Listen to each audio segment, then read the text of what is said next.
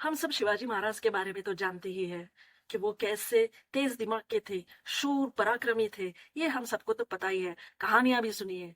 पर क्या आप जानते हैं, इन्हीं की तरह उनके बेटे ही नहीं, पर उनकी बहू भी बहुत होशियार, तेज दिमाग वाली, शूर पराक्रमी थी।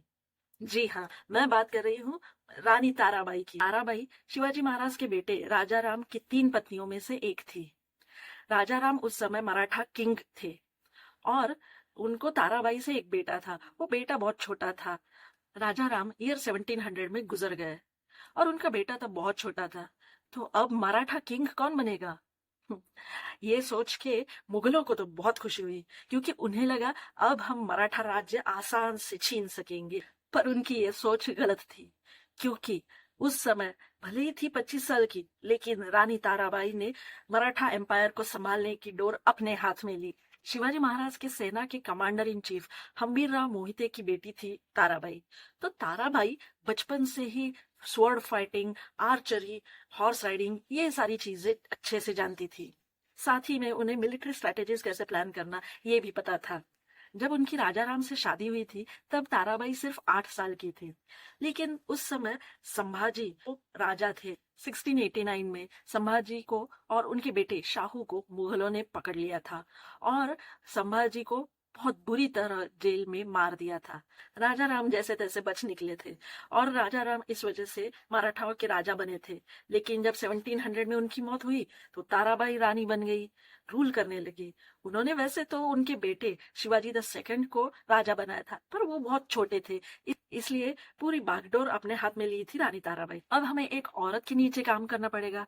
ये बात मराठाओं के कुछ मिनिस्टर्स को पसंद नहीं आई और वहीं पे मुगल बहुत खुश हो रहे थे कि अरे, हमारे दुश्मन एक औरत है जो बहुत वीक होगी। पर उनकी ये सोच को भी ताराबाई ने गलत साबित किया और ताराबाई मुगलों पे अटैक करने से पहले उन्होंने पूरी स्ट्रेटेजीज अपने दिमाग में प्लान करके रखी। लोगों को जमाया, उन्होंने हथियारों को जमाया, यहाँ से वहां, इस किले से उस किले जा जा के उन्होंने खुद सारी तैयारी में ध्यान दिया। यही नहीं, उन्होंने मुगलों के काम करने का तरीका भी जान लिया और वही तरीका मुगलों के खिलाफ उन्होंने आजमाया। मुगलों की भी कुछ टेरिटरीज ताराबाई ने अपनी ओर ले ली।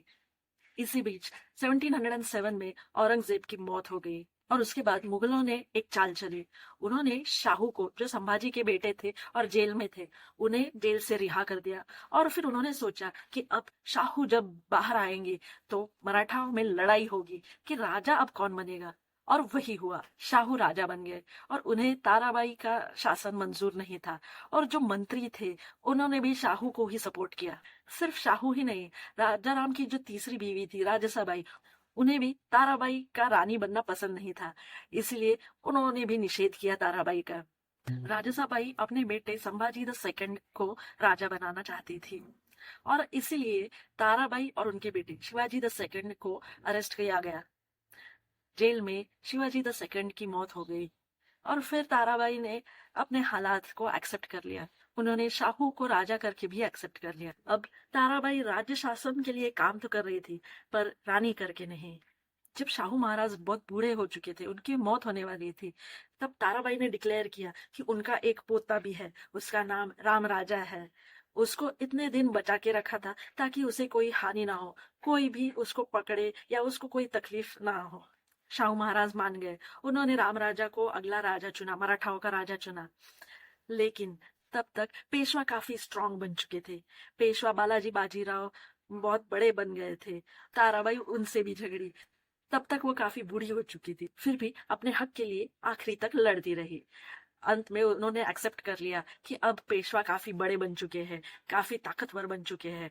1761 में जब ताराबाई 86 यानी 86 ईयर्स की थी, तब उनकी मौत हो गई। पर उनके जज्बे को सलाम, क्योंकि आखिरी तक वो अपने हक के लिए लड़ती रही, काफी शूरता से सबका सामना करती रही, इसलिए उनको शतवार नमन।